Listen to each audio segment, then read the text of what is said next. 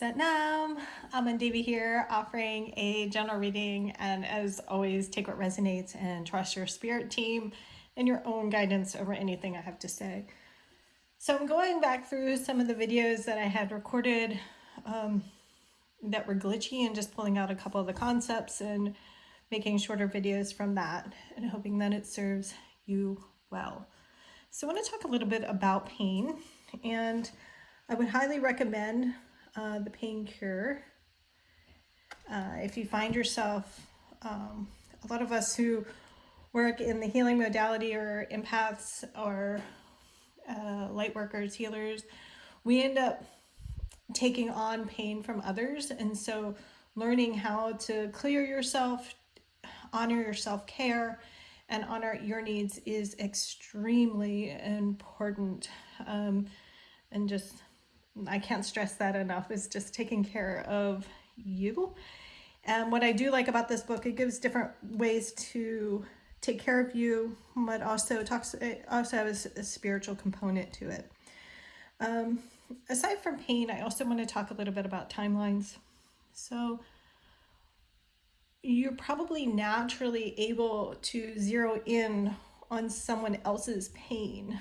You're probably naturally able to coddle someone's inner child wounds. You're probably very natural at taming someone else's demons. And I think right now it's about fine-tuning that ability. And if you're finding yourself triggered in a way that you hadn't been triggered before in the process of working with someone else's energy, that not only working to clear your own energy, but honoring your timeline and their timeline. And so the resistance might be, of course, you have your own work to do and you have your own level of awareness to break through. So I'm not saying that you're perfect. None of us are. We're all growing through in our own ways, but perhaps you could be working with someone who's on another timeline and not ready to kind of pull out of that timeline. And so what was natural for you at one point is now feeling like, well, wait a minute, why isn't this as easy for me right now? Because there could be a hook in another timeline. So perhaps asking your spirit team to help you see the bigger picture and honoring how they help you negotiate on the different playing fields to move forward in this moment. And the hook comes from pains not yet released, honored, and acknowledged. And while you might see something happening and playing out in this current reality, something else is happening multidimensionally on another timeline. And so honoring that. Wish I could remember. I know the video when I brought this book out and read that, and this stone really called out. And since then I've gotten the shell, which seems to speak loudly because it's got, while it is oyster shell, it also reminds me of a mountain, like overcoming, and the layers of opening up to ourselves, seen and unseen, felt, heard, recognized, and beyond recognition, perhaps. I'd also recommend a TED Talk, and there's one line in the TED Talk that just speaks volumes, and she says her turning point in her recovery and choosing life was that she realized it's not just her pain, but everyone's pain.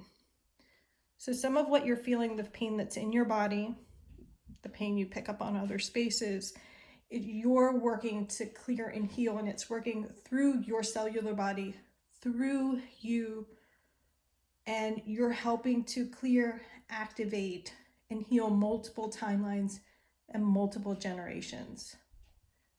And so some of the friction you receive from others is because now they have a new level of awareness based on your energy and the activation they receive from your energetic input.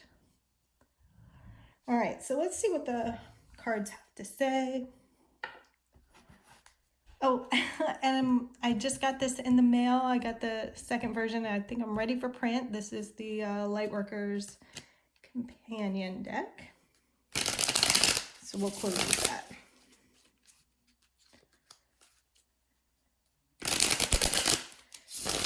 How can you hold yourself accountable and hold others accountable?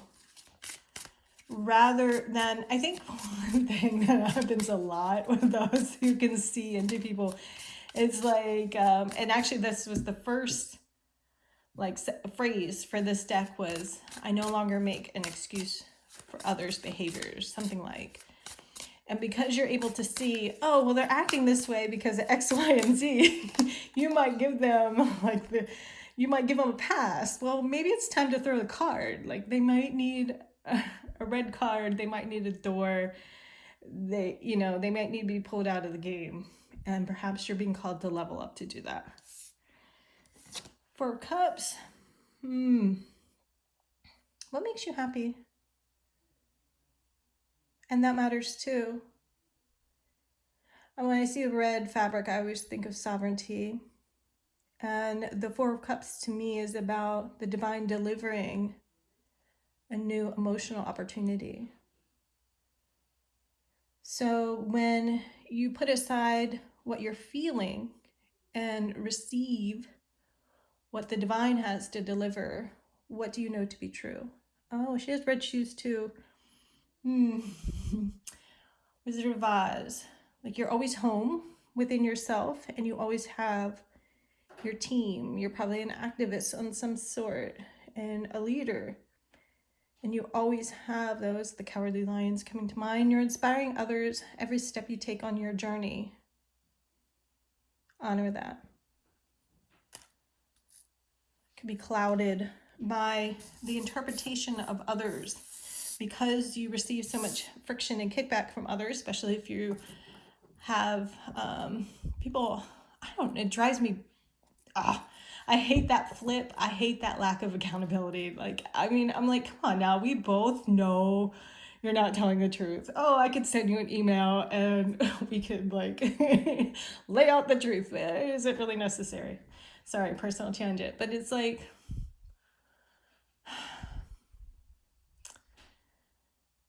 I lost my thought. I'm sorry.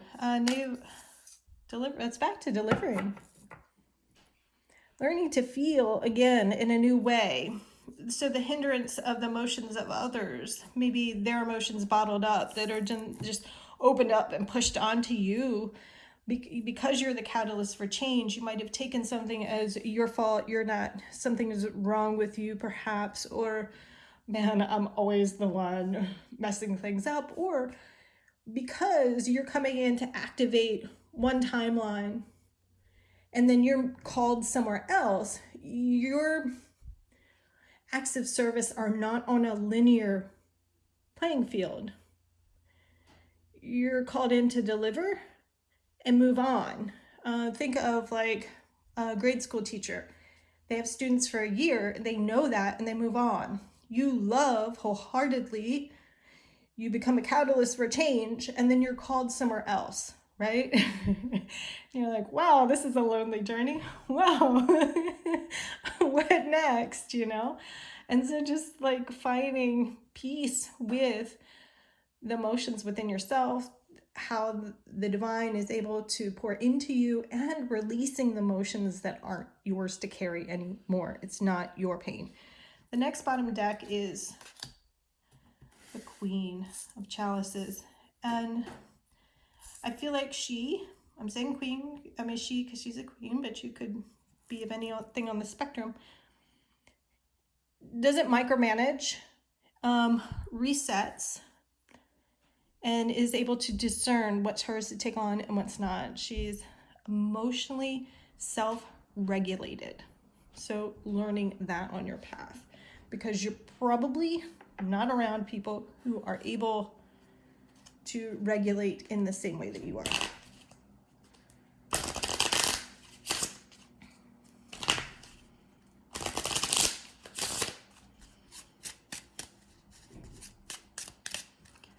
Knave of Cups is really good. Notice how it's the cup is up with the white fabric, so a pure innocence to what you're receiving and bringing down to the planet. Rewriting new scripts on this planet. So being called in, delivering and moving on. Two of Cups. Oh wow, and blank. So this is now I understand why they wanted me to talk to timelines and being moved on to different places. Because someone might, we talk about free will, divine timing, but someone might choose to stay in that other timeline and be totally comfortable there. Or in this lifetime, this is their trajectory. Like that activation you gave them, that awareness you gave them, they're still called to play that out. And they have their work to do on I-95, and now you're taking another exit and going off another beaten path, right? So the Two of Hearts are the partnerships you build. You bring in partnerships, and sometimes it's painful because you truly open your heart to people, and yet you know you have to sometimes close the door and move on. And you're not why you're called to move on, or who you are called to be in partnership with and how isn't always clear. You know that you're called in to deliver, activate, and be of service, right? That doesn't mean we're meant to be doormats. Sometimes a little tough love is necessary.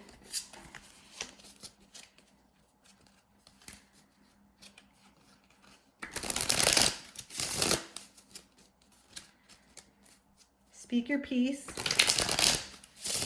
Continue to regulate your energy, your emotional bodies, and be aware of what's yours and what's not, and move on. And moving on can be in different ways, like you let this go rather than fight that battle, or you close that door and you're called somewhere else. Ooh, card falling on the floor. I forgive. I give myself the gift of closure. And sometimes knowing that you're moving on, stepping in with integrity, that you're moving based on what your guide team is giving you, is all you need. That's probably why they have me speak to that email. You know, like, well, why do we need to pick a fight? You know your truth. Trust it. Let's see at the bottom deck. I honor the here and now. Trust where you're being called into service. Thank you for all you do. Lots of love. Satnam.